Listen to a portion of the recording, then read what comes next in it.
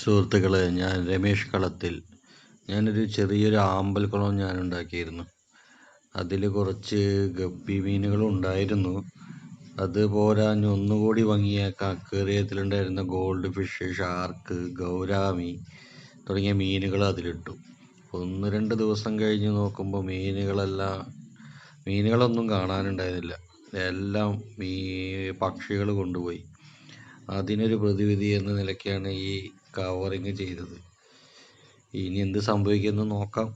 ഇത് തൽക്കാലം ഇപ്പോൾ 4 ഫ്രെയിം കൂട്ടി കുറച്ച് നെറ്റ് കമ്പി കൊണ്ട് കെട്ടി വെച്ചിരിക്കുകയാണ്. ഇനി കുറച്ച് മീനുകൾ ഇട്ട് നോക്കി എന്ത് സംഭവിക്കുമെന്ന് നോക്കി അടുത്ത വീഡിയോയിൽ നമുക്ക് കാണാം. Okay, by.